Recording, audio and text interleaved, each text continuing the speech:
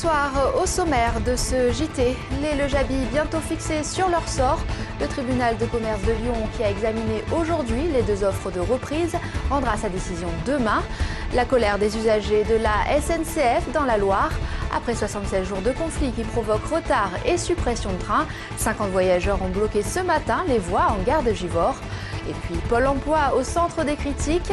Un jeune Lyonnais au chômage, déçu de ne pas trouver des offres de travail, a décidé de faire une parodie du site internet.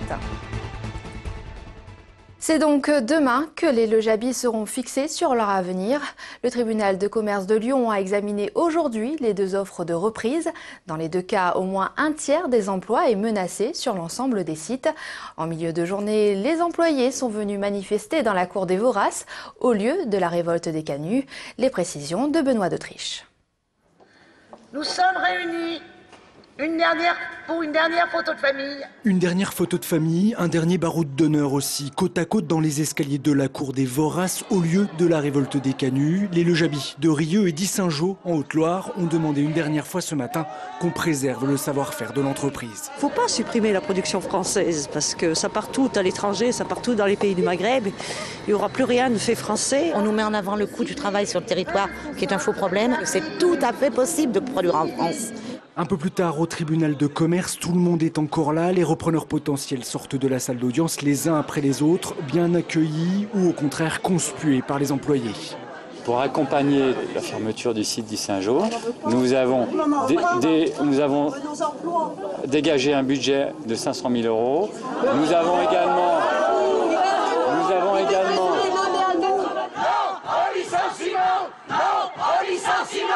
Pour les ouvrières, de toute façon, cette audience, c'est un peu le début de la fin. Les deux plans sauveraient moins de 200 employés sur les 450 du groupe, inadmissible selon elle. Il y a possibilité de garder les 450 emplois.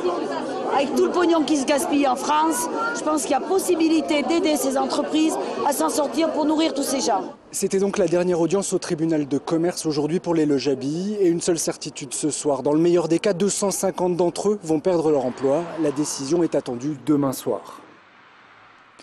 Série noire pour le tram T2 après la collision entre un camion et une rame hier qui a fait un blessé léger.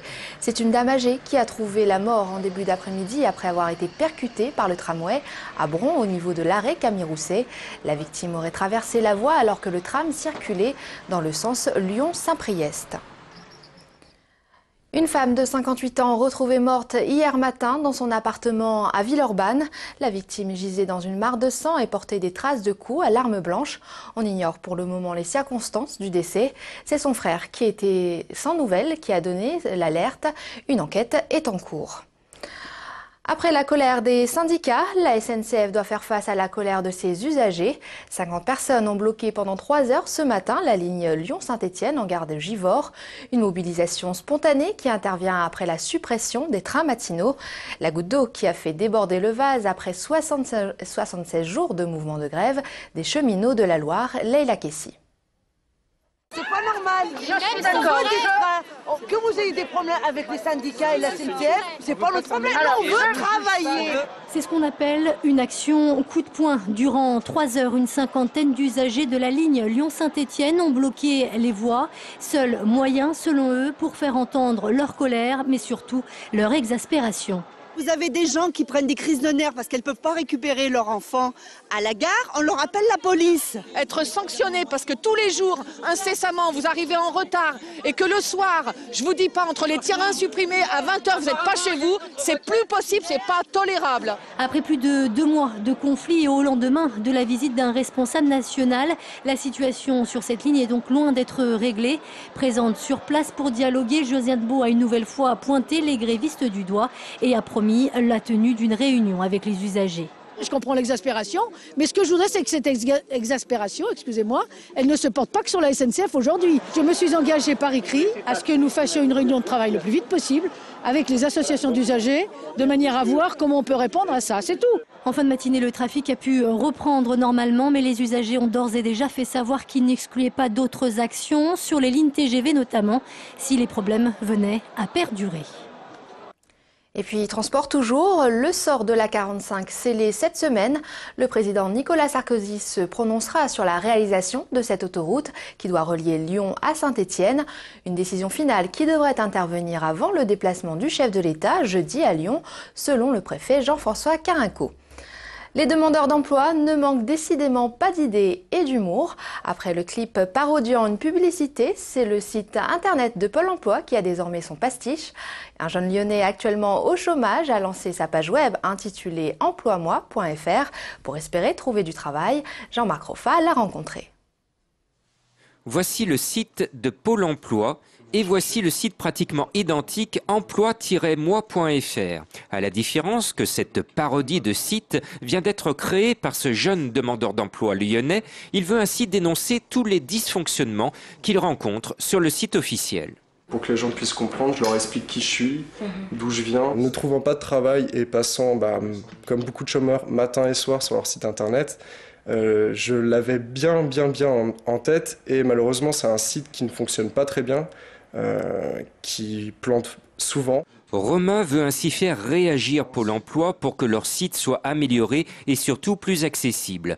Au chômage depuis avril 2010, il espère trouver un emploi en créant le buzz sur le net. Vu que ça a été lancé que hier soir, pas mal de mails de chômeurs aussi qui me remercient, bien qu'ils ne peuvent pas s'inscrire sur le site internet, mais qui me remercient quand même parce que du coup j'ai pu donner peut-être un petit peu la parole à ces gens-là. L'entourage de Romain espère bien que son site va non seulement améliorer celui de Pôle emploi, mais surtout attirer l'attention d'un employeur. Au moins, il se bouge réellement, c'est pas un chômeur comme les autres.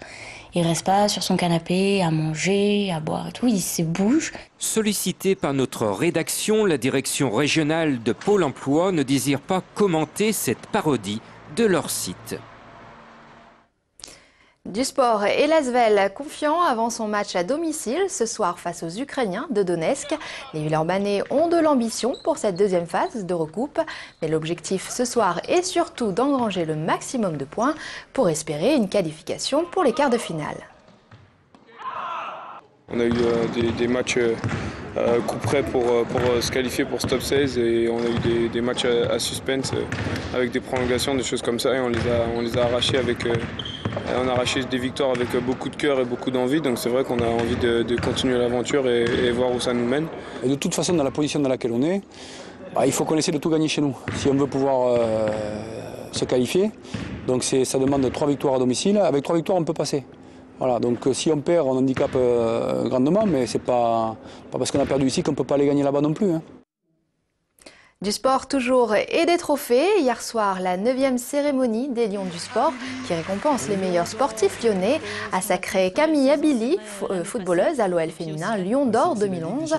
Sur le podium, on retrouve en deuxième position Cyril Thomason. Le gymnaste prépare actuellement les JO de Londres. Ex aequo avec Eugène Enzi du loup rugby, l'escrimeuse Corinne Maître-Jean décroche le Lion de bronze. Le footballeur Alexandre Cazette repart lui avec le prix du meilleur espoir pour la deuxième année consécutive.